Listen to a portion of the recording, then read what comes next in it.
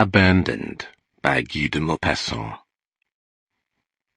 I really think you must be mad, my dear, to go for a country walk in such weather as this. You have had some very strange notions for the last 2 months. You drag me to the seaside in spite of myself, when you have never once had such a whim during all the 44 years that we have been married.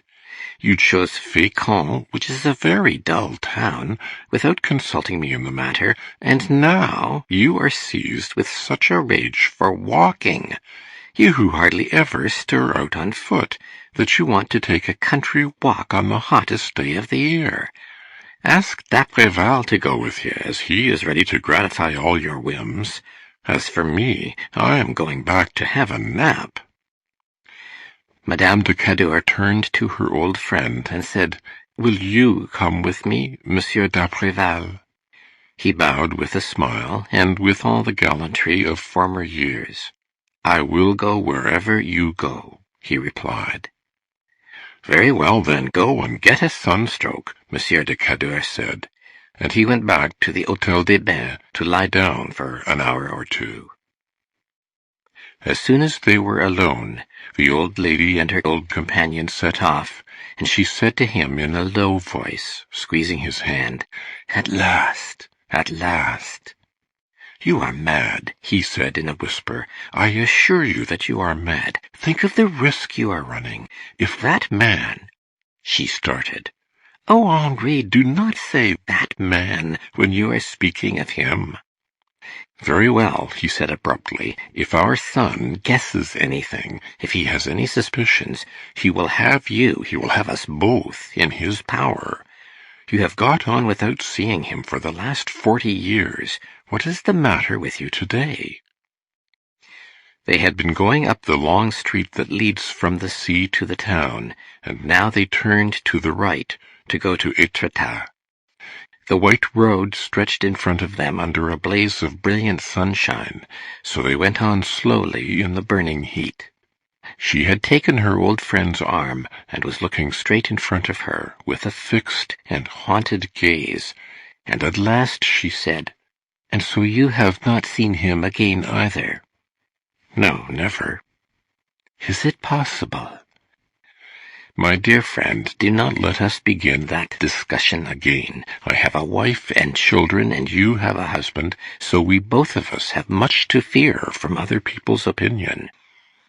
She did not reply. She was thinking of her long past youth, and of many sad things that had occurred. How well she recalled all the details of their early friendship. His smiles, the way he used to linger in order to watch her until she was indoors. What happy days they were, the only really delicious days she had ever enjoyed, and how quickly they were over. And then her discovery of the penalty she paid. What anguish!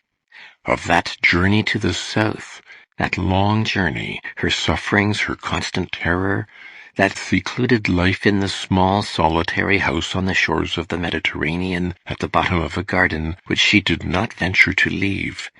How well she remembered those long days which she spent lying under an orange tree, looking up at the round red fruit amid the green leaves.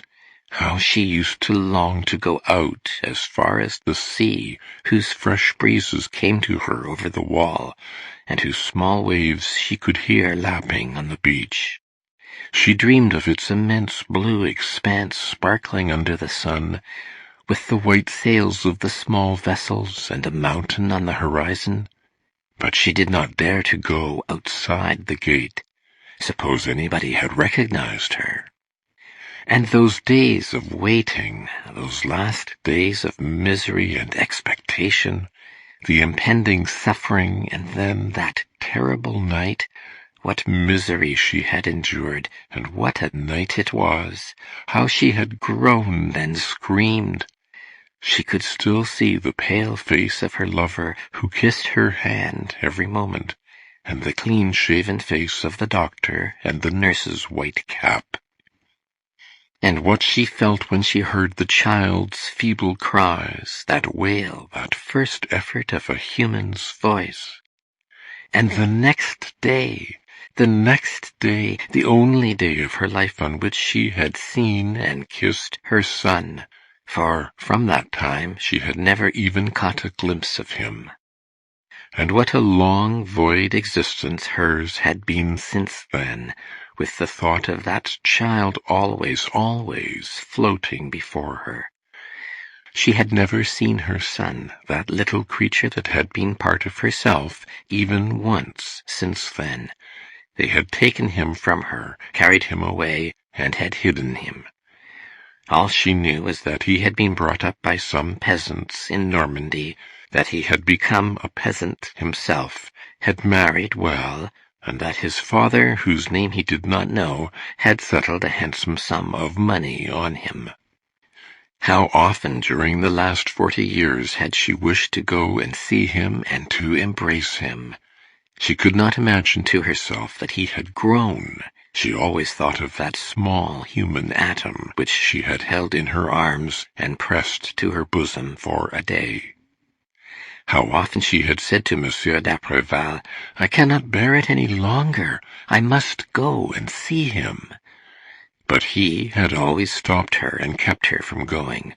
She would be unable to restrain and to master herself. Their son would guess it and take advantage of her, blackmail her. She would be lost. "What is he like?" she said. "I do not know. I have not seen him again either." Is it possible to have a son and not to know him, to be afraid of him and to reject him as if he were a disgrace? It is horrible. They went along the dusty road, overcome by the scorching sun, and continually ascending that interminable hill. "One might take it for a punishment," she continued. "I have never had another child, and I could no longer resist the longing to see him, which has possessed me for 40 years. You men cannot understand that. You must remember that I shall not live much longer. And suppose I should never see him, never have seen him. Is it possible? How could I wait so long? I have thought about him every day since, and what a terrible existence mine has been. I have never awakened, never, do you understand, without my first thoughts being of him, of my child. How is he? Oh, how guilty I feel toward him. Ought one to fear what the world may say in a case like this? I ought to have left everything to go after him, to bring him up and to show my love for him. I should certainly have been much happier, but I did not dare. I was a coward. How I have suffered! Oh, how those poor abandoned children must hate their mothers!" She stopped suddenly, for she was choked by her sobs. The whole valley was deserted and silent in the dazzling light and the overwhelming heat, and only the grasshoppers uttered their shrill, continuous chirp among the sparse yellow grass on both sides of the road. "Sit down a little," he said. She allowed herself to be led to the side of the ditch and sank down with her face in her hands. Her white hair, which hung in curls on both sides of her face, had become tangled. She wept, overcome by profound grief, while he stood facing her, uneasy and not knowing what to say, and he merely murmured, "Come, take courage." She got up. "I will," she said, and wiping her eyes, she began to walk again with the uncertain step of an elderly woman. A little farther on, the road passed beneath a clump of trees which hid a few houses, and they could distinguish the vibrating and regular blows of a blacksmith's hammer on the anvil. And presently they saw a wagon standing on the right side of the road in front of a low cottage, and 2 men shoeing a horse under a shed. Monsieur d'Apreval went up to them. "Where is Pierre Benedict's farm?" he asked. "Take the road to the left, close to the inn, and then go straight on. It is the 3rd house past Poray's. There is a small spruce fir close to the gate. You cannot make a mistake." They turned to the left. She was walking very slowly now. Her legs threatened to give way, and her heart was beating so violently that she felt as if she should suffocate, while at every step she murmured, as if in prayer, "Oh, heaven, heaven!" Monsieur d'Apreval, who was also nervous and rather pale, said to her, somewhat gruffly, "If you cannot manage to control your feelings, you will betray yourself at once. Do try and restrain yourself." "How can I?" she replied. "My child! When I think that I am going to see my child!" They were going along one of those narrow country lanes between farmyards that are concealed beneath a double row of beech trees at either side of the ditches, and suddenly they found themselves in front of a gate beside which there was a young spruce fir. "This is it," he said. She stopped suddenly and looked about her. The courtyard, which was planted with apple trees, was large and extended as far as the small thatched dwelling-house. On the opposite side were the stable, the barn, the cow-house, and the poultry-house, while the gig, the wagon, and the manure cart were under a slated outhouse. 4 calves were grazing under the shade of the trees, and black hens were wandering all about the enclosure. All was perfectly still. The house door was open, but nobody was to be seen, and so they went in, when immediately a large black dog came out of a barrel that was standing under a pear tree and began to bark furiously. There were 4 beehives on boards against the wall of the house. Monsieur d'Apreval stood outside and called out, "Is anybody at home?" Then a child appeared, a little girl of about 10, dressed in a chemise and a linen petticoat, with dirty bare legs and a timid and cunning look. She remained standing in the doorway, as if to prevent anyone going in. "What do you want?" she asked. "Is your father in?"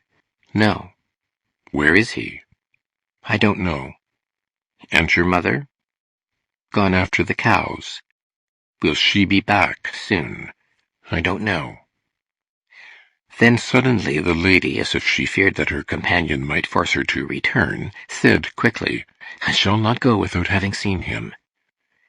"We will wait for him, my dear friend."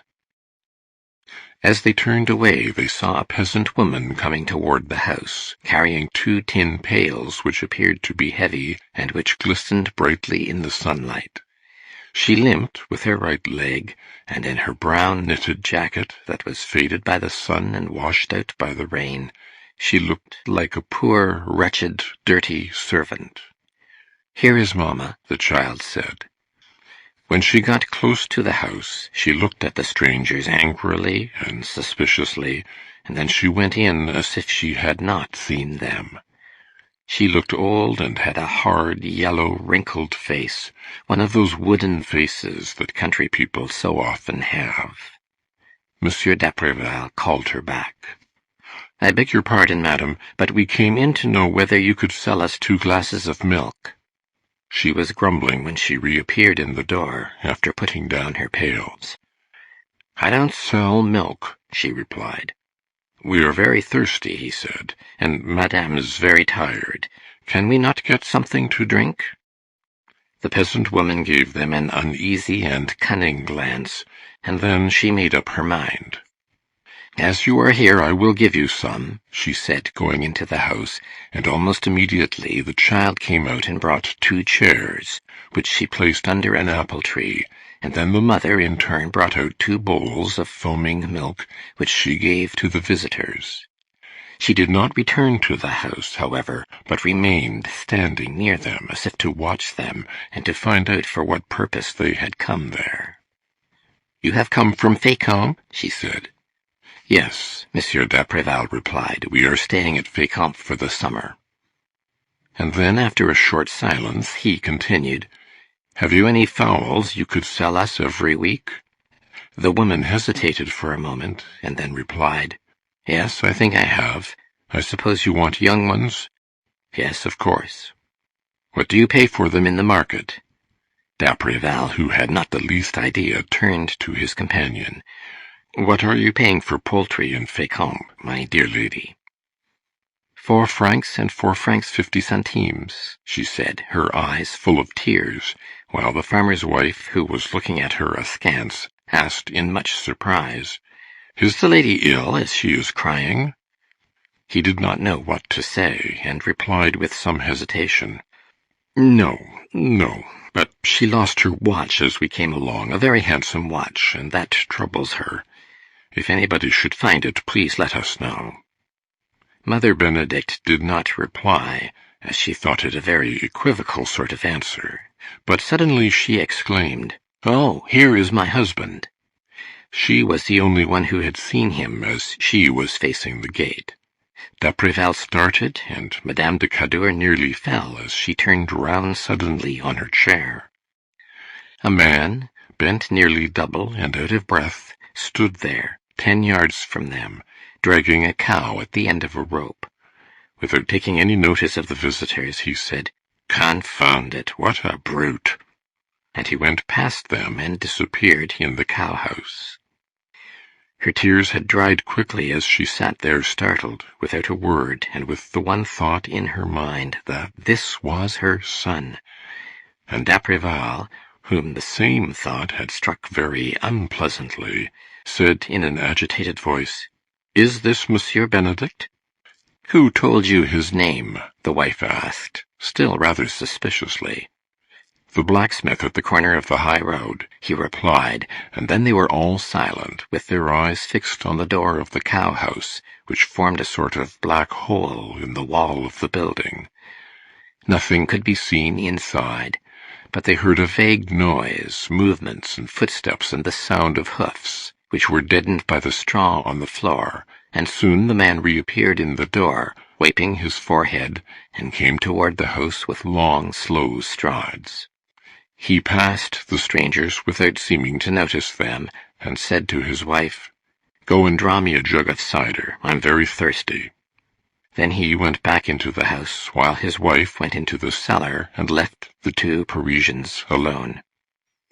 Let us go, Henri," Madame de Cadour said, nearly distracted with grief, and so d'Apreval took her by the arm, helped her to rise, and sustaining her with all his strength, for he felt that she was nearly fainting, he led her out, after throwing 5 francs on one of the chairs. As soon as they were outside the gate, she began to sob, and said, shaking with grief, "Oh, oh, is that what you have made of him?" He was very pale, and replied coldly, "I did what I could. His farm is worth 80,000 francs, and that is more than most of the sons of the middle classes have." They returned slowly, without speaking a word. She was still crying. The tears ran down her cheeks continually for a time, but by degrees they stopped, and they went back to Fécamp, where they found Monsieur de Cadour waiting dinner for them. As soon as he saw them, he began to laugh, and exclaimed, "So my wife has had a sunstroke, and I am very glad of it. I really think she has lost her head for some time past." Neither of them replied, and when the husband asked them, rubbing his hands, "Well, I hope that at least you have had a pleasant walk," Monsieur d'Apreval replied, "A delightful walk, I assure you. Perfectly delightful." End of Abandoned by Guy de Maupassant.